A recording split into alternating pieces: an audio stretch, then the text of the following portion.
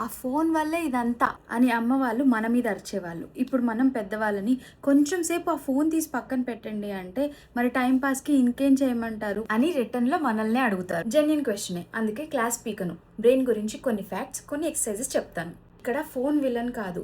Passive scrolling అంటే అవసరం లేకున్నా సరే గంటల తరబడి అలా స్క్రోల్ చేస్తూ ఉండడం వల్ల ఫోకస్, మెమరీ ఇంకా అటెన్షన్ మీద చాలా ఇంపాక్ట్ ఉంటుంది అని రీసెర్చ్ చెప్తుంది. ఎందుకంటే బ్రెయిన్ ఆ ఇన్ఫర్మేషన్ని ప్రాసెస్ చేసుకోకుండా ఓన్లీ కన్జ్యూమ్ చేసుకుంటూనే ఉంటుంది. ఇలా హ్యాండ్ కోఆర్డినేషన్ ఎక్సర్సైజెస్ వల్ల different parts of the brain ఒకేసారి యాక్టివేట్ అవుతాయి. దానివల్ల బ్రెయిన్ కాగ్నిషన్ అనేది ఇంప్రూవ్ అయ్యి మెమరీ డిక్లైన్ అనేది డిలే అవుతుంది. 70లో వచ్చే మతిమరుపు 30-40లోనే మొదలవుతుంది. సో బ్రెయిన్ని యాక్టివ్గా ఉంచుకోవడానికి కోఆర్డినేషన్ ఎక్సర్సైజెస్ స్టార్ట్ చేసుకోండి. అలానే బ్రెయిన్కి నచ్చే ఇంకొక విషయం ఫిజికల్ యాక్టివిటీ.